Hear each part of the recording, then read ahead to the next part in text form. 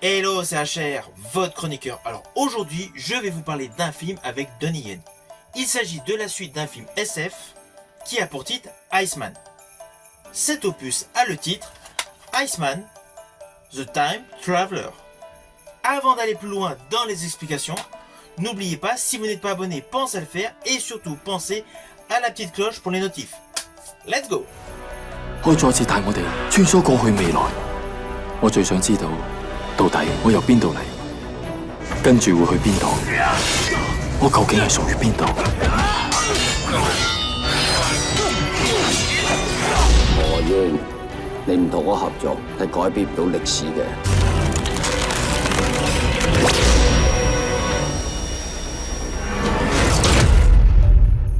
Alors donc ce film Iceman The Time Traveler fait suite au film Iceman.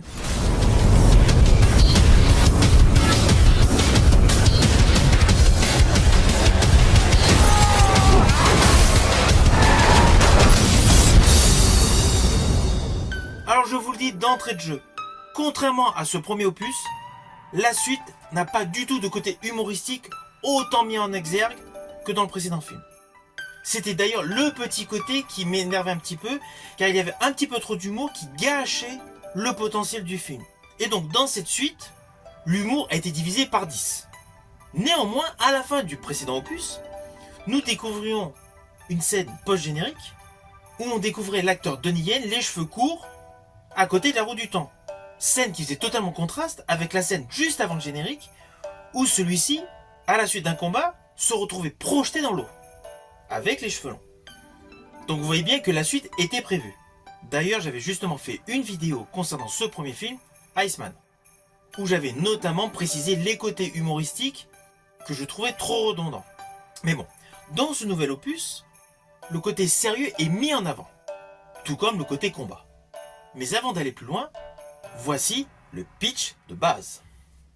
Alors donc ce film Iceman The Time Traveler, qui fait office de suite du film Iceman, a toujours pour rôle principal l'acteur Donnie Yen. Dans ce film, l'acteur Donnie Yen reprend le rôle de Ho-Yin. N'oublions pas que dans le précédent opus, l'histoire avait commencé à l'époque de la dynastie Ming, et justement le personnage Ho-Yin, interprété par Donnie Yen, était un guerrier de l'empereur, qui était accusé de haute trahison. Ainsi, la garde impériale et ses 3 amis d'enfance ont reçu l'ordre de le traquer. À la suite d'une avalanche qui était présentée dans le premier opus, ils furent tous congelés et 400 ans plus tard, tout ce petit monde se retrouvait à Hong Kong de nos jours. Ainsi, à la suite des événements du premier film, le personnage de Ho-Yin, avec l'aide des 3 personnes qui étaient censées vouloir le tuer dans le premier opus, part à la recherche de cette fameuse roue du temps. Ah oui, vous allez vous dire pourquoi dans cet opus, en fait il est aidé par les personnes qui voulaient le tuer dans le précédent opus. C'est la petite chose qui peut prêter à confusion au début de ce film. Mais en fait c'est bien expliqué dans le résumé, car au début de ce film il y a un micro-résumé. Et en fait, ces 3 assaillants ne voulaient pas forcément le tuer. En fait ils voulaient le capturer pour qu'il puisse obéir à leurs ordres. Car bien évidemment, la seule personne qui peut utiliser cette fameuse roue du temps avec une formule magique n'est autre que le personnage Ho-Yin, interprété par Donnie Yen. C'est pour cela que le principal protagoniste qui était à sa poursuite, qui lui a tiré dessus donc sur le pont lors de la dernière grande séquence d'action du précédent film, c'est lui qui va récupérer Donnie Yen après qu'il a été repêché pour le remettre en bon état. Et de fil en aiguille, on comprend que tous ces protagonistes veulent se servir certes de Ho-Yin pour pouvoir retourner dans le passé et modifier l'histoire à leur convenance. Alors c'est un fait, le personnage interprété par Donnie Yen accepte, car lui aussi il veut modifier certaines choses mais dans le bon sens. Il veut à tout prix annihiler l'accusation de traite qui avait été faite à son encontre. Alors ne vous inquiétez pas, vous me connaissez, je ne spoil pas, donc forcément je n'irai pas plus loin sur les lignes scénaristiques de ce film. D'ailleurs, sachez que ce film vous pouvez le trouver sur YouTube et sur Prime Video. Alors on va pas se mentir, si vous n'êtes pas concentré sur le début de ce film, vous n'allez pas comprendre toutes les différences scénaristiques qui se développent autour de tous ces protagonistes qui veulent à leur guise retourner dans le temps, mais pour modifier des faits, pas forcément dans le même sens. Mais ils sont obligés implicitement de collaborer ensemble. Néanmoins, au début de ce film, il y a un résumé du précédent opus qui vous détaille toutes les actions principales du précédent film. Alors ce film, contrairement au premier opus, est davantage concentré sur les effets spéciaux et l'action. Le côté comédie est descendu en termes de level. Le précédent film nous présentait donc des guerriers de la dynastie Ming qui se retrouvaient décongelés à notre époque, et il n'y avait aucun voyage dans le temps. C'est que dans ce film, il y a pléthore de voyages dans le temps. Alors c'est pareil, si vous n'êtes pas concentré sur le déroulé de l'histoire, vous allez vous dire, tiens c'est bizarre, il est mort, elle est morte, il est mort, elle revient, elle est morte, elle revient, bref. Voilà, il y a beaucoup de changements d'époque, et du coup, beaucoup de scènes similaires, mais qui ont été modifiées par rapport au voyage dans le temps. Alors je préciserai que pour moi, c'est le petit bémol de ce film, car à force de faire plusieurs voyages dans le temps, en avant, en arrière, voilà, dans tous les sens, ils sont extrêmement rapides, et des fois cela peut faire perdre le spectateur. Mais en ce qui concerne tous les voyages, ils sont particulièrement bien faits. Je pense notamment à un voyage qui se déroule en 1920. Vous voyez, de notre époque, on se retrouve en 1920. Il y a une très belle scène avec un train. Et sincèrement, Donnie Yen a l'air d'être comme un poisson dans l'eau dans cet opus Iceman, The Time Traveler. Alors il ne faut pas oublier que Donnie Yen a déjà joué dans des films fantastiques SF.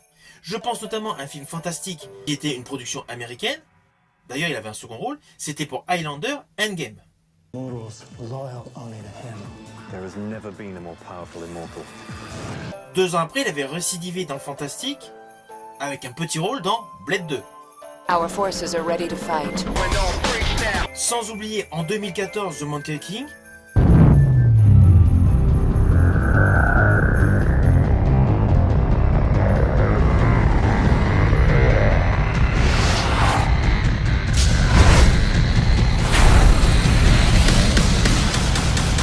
En 2016, son incursion dans l'univers Star Wars avec Rogue One. Combien d'hommes on a besoin? Vivez pleinement ce moment. La force est puissante. En 2022, pour la suite de Monkey King.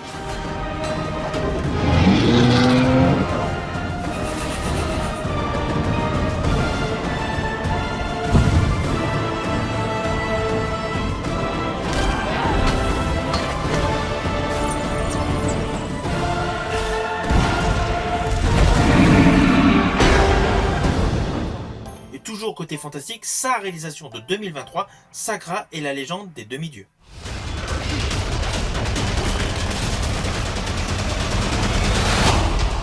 Ainsi, vous voyez que l'acteur Donnie Yen a déjà joué dans pléthore de films fantastiques science-fiction. Et honnêtement, son jeu est en totale adéquation avec ce style. Car, comme dans tous ses films, Donnie Yen exécute des scènes de combat ahurissantes. Les chorégraphies sont comme à l'accoutumée de folie. Justement, dans cette suite du film Iceman, tout ce qui est chorégraphie de combat, tout ce qui est arts martiaux, tout ce qui est wuxia est mis en exergue. Ce film est 100 fois supérieur au précédent opus. Alors c'est dommage, car sur le fond, ce film n'a pas rencontré le succès mérité, car beaucoup de gens sont restés sur le côté comique qui était un petit peu lourdin du précédent opus. Alors que dans ce second opus, c'est justement ce qu'on apprécie tous chez l'acteur Donnie Yen, ses performances en arts martiaux. Et dans ce film, ses performances sont topissimes. À cela s'ajoutent des effets spéciaux de toute beauté. À chaque fois que vous allez voir la roue du temps donc fonctionner, l'effet visuel est sensationnel.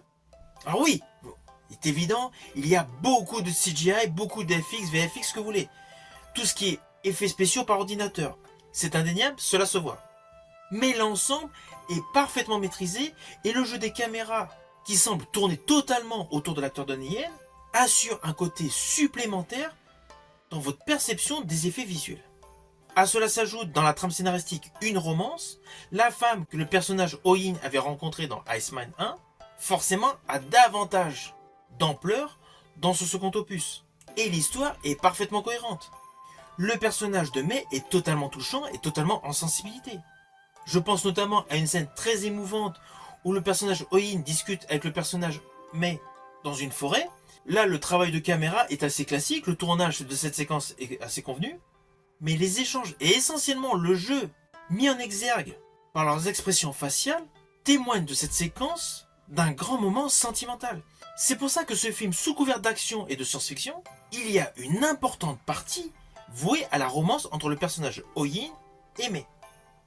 Par ailleurs, en dehors de ce côté romantique, de ce côté sentimental, il y a un côté très cruel dans le film pour pas mal de séquences. Je pense principalement à une attaque que subit le village. Oui, le village, c'est un village qui est théoriquement protégé par le personnage Oyin. Ce qui se déroule dans ce village est extrêmement cruel. Il y a des scènes qui sont totalement atroces. Je pense notamment à la vision d'enfants qui sont assassinés. Vous voyez que dans ce film, il y a un vrai mélange de genres. Il y a le côté science-fiction, il y a le côté donc Dynasty Ming, donc le côté épique. Il y a le côté action survitaminée avec Donnie Yen. Il y a le côté de la romance avec le personnage mais. Et il y a le côté scabreux des méchants qui font des atrocités au cœur même d'un village proche du cœur du personnage Ojin. C'est pour ça qu'au vu de tous ces effets de style qu'il y a tout au long de ce film, j'estime que ce second opus de ce diptyque Iceman est 100 fois supérieur au précédent opus. Et d'ailleurs, au vu du final de celui-ci, on pourrait très bien imaginer un troisième opus. Mais comme le film n'a pas rencontré le succès escompté, je pense que nous ne verrons jamais un troisième opus. Mais sachez que ce deuxième opus se clôture définitivement. Il y a une porte ouverte sur un troisième opus, mais on n'est pas obligé d'avoir un troisième film. Puisqu'à la fin du premier opus, il était évident qu'il y avait une suite, et sans voir la suite, on était un petit peu sur sa fin. Là, une fois que vous aurez découvert ce deuxième film du diptyque Iceman, l'histoire se conclut totalement. Alors lorsque vous verrez ce film, sachez que ma scène de combat préférée est une scène qui s'apparente vraiment au genre Wuxia, où justement Donnie Yen effectue un combat de folie. Il est affublé d'un casque et manie l'arme blanche avec une telle dextérité, une telle fluidité, que juste ce plan séquence avec Donnie Yen vaut le détour pour regarder ce film. La scène est survitaminée et la confrontation des armes blanches est esquisse. Ceci dit, dans ce film, il y a un effet visuel qui certes comporte un combat, un très bon combat également avec l'acteur Donnie Yen. Il s'agit d'un combat qui se déroule avec un train suspendu dans les airs. Oui, tant qu'on n'a pas vu le film, on peut se dire pourquoi il y a un train dans les airs. Mais bon, c'est expliqué dans le film. Il y a un contraste avec la neige auparavant, la lumière du soleil, le train donc est dans les airs. Alors c'est clair, cette séquence comporte une multitude de CGI, c'est évident. Mais l'effet visuel est très beau. Vous avez le côté ensoleillé, la lumière jaune qui éclaire donc ce train donc dans les airs, alors que Donnie Yen vient d'un côté neigeux. Alors évidemment, je ne vais pas vous dire avec qui il se bat et dans quel contexte il se retrouve dans ce faisceau de lumière. En plus, auparavant, il y a eu la roue du temps qui a fonctionné avec ses petits arcs bleus. Voilà, il y a un très beau jeu de lumière. En fait, il y a de la colorimétrie parfaitement calibrée tout autour de cette séquence. Je préciserai que lors de cette séquence, le travail assisté par ordinateur est certes primordial, mais le traitement des images et de la photographie est le point culminant de la totalité de ce film. Je rajouterai de la totalité du diptyque Iceman. 唔同我合作係改變唔到歷史嘅。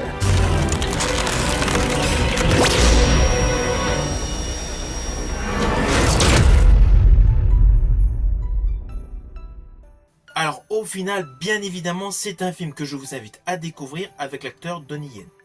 Malheureusement, ce film n'a pas du tout rencontré son succès à Hong Kong. De ce fait, la distribution de ce film à l'international s'en est retrouvée totalement polluée. Et je pense que cela est essentiellement dû aux effets comiques, aux effets rigolos, qui n'étaient pas forcément amusants, ou trop mis en avant, je vais dire, dans le premier opus de ce diptyque Iceman. Mais là, ce deuxième film, Iceman, va pas se mentir, est bon. Il suffit juste d'être concentré au début de ce film, de bien suivre le petit rappel, et de suivre les très belles chorégraphies, où Donnie Yen, une fois de plus, présente les arts martiaux avec une fluidité de malade, avec une dextérité de folie. Si ma vidéo vous a plu, n'oubliez pas, petit pouce vers le haut, pensez au partage. Quant à moi, je vous dis à bientôt pour une prochaine vidéo.